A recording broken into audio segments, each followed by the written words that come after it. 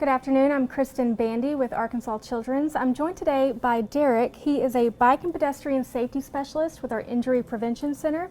Derek, how are you today? Doing well, and yourself? Great. I am wonderful. We are here today because it is Wear a Helmet Day of Action, right? Yes, ma'am. And what does that mean to you as a bike and pedestrian specialist? Well, number one, it's a great promotional opportunity.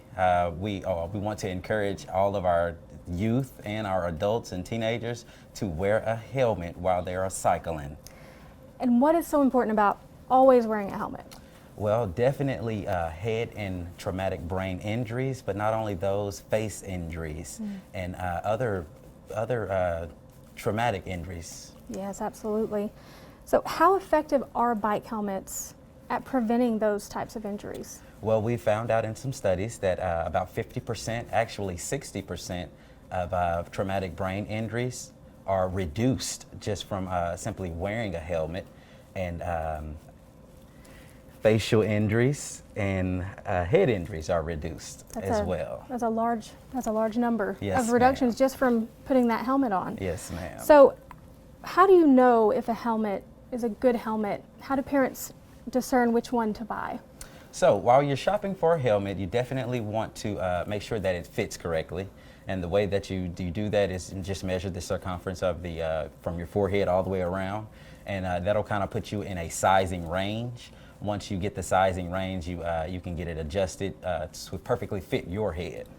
Okay, so on a bike helmet, those inches that your head is, because he just measured me. So how did you know which one to pick out for me based on how large my head is? Well, I measured, and your circumference was about 55 centimeters. So what we do, each helmet size has a different variety, a range that they fall in. Gotcha. And you just so happen to fall in the medium section. So yours would be a medium. We would get you fitted on, and then we'll go. We would use the 2-4-1 rule. Okay, what is that? The 2-4-1 rule. I'm glad you asked. So what we do is you get your helmet. After you have measured the size of your helmet, you take your two fingers, index and your middle finger, and you want to have it right above your eyebrow. So you want to make sure the helmet comes down and you only have that much space. Okay. Because if you have too much space, Right here? that means that? it's going to be too loose. And if Okay. you don't have enough space, that means it could possibly be too tight. So the main thing that we want to stress is proper fitting of the helmets. The second rule is the 4. So with the 4, you take those same 2 fingers and you spread them, and you go behind and in front the ear. Okay. So as you look at some of our helmets, they make a V shape with the strap, and as long as it fits comfortable behind and underneath the ear, you're good. And then the 1 rule, you're able to get 1 finger underneath the chin strap. So Gotcha. after you strap it up, only 1 finger should be able to have. I mean, if you can't get a finger in, then it's too tight, and you're probably cutting off some circulation. And if it's too loose, then of course, you're not fully protected. Gotcha. That's very 2-4-1 rule. 2-4-1 rule. Very helpful. So what is the best helmet to buy? Are there standards to which ones you should be looking for? Is there something we can go off of?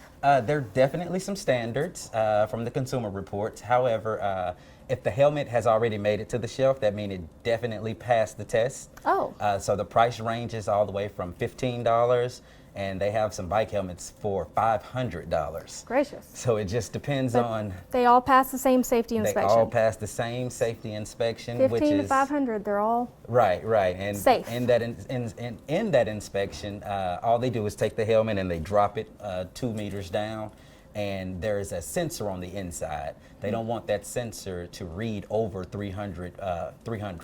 So if it does read over 300, then that lets them know that this helmet is not going to be safe. However, those that do read under 300, those pass the test, and they are able to be put out on the stores and bought. And those are the ones you see at the store. Yes, ma'am. All safe. I love knowing that. You don't have to think about it. They're all safe. Absolutely. That is the best thing.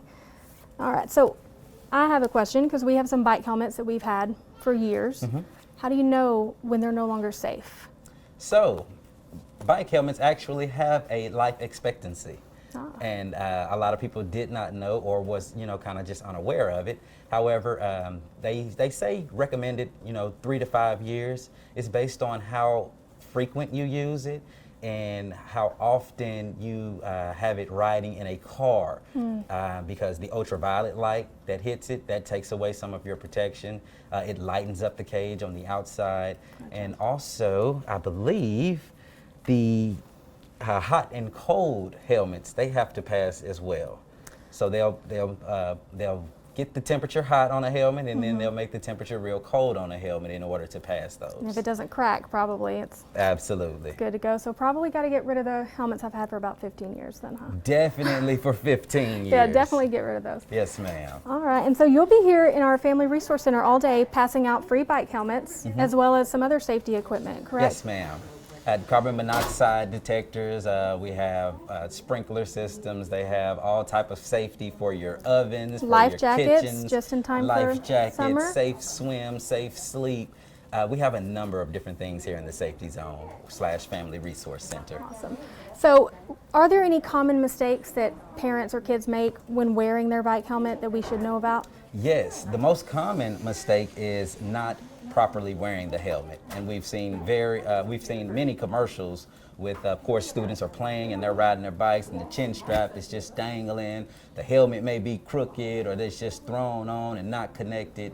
So we really want to stress and put emphasis on correctly wearing those helmets so you can receive those protection Goes back to the benefits. 241 rule. Absolutely. Correct. Just making sure it fits well, it's strapped on, always putting it on. Yes, ma'am. Just making a habit, right? Just making it a habit, And so- starting early, definitely Early. with our youngsters Absolutely. when they're riding tricycles or scooters, Or when we they're want- learning to walk, just put a helmet on them. Might as well go ahead and do that. So start it early, and then you want to lead by example. So if you're going to ride, then please put a helmet on and put it on correctly. Absolutely. Let your child see that, and we lead by example. And we can also make it a rule as well. No ride, no helmet. So That's a good one. So that leads me to, aside from just making it a blanket rule and leading by example, any other tips to get reluctant kids to put a helmet on?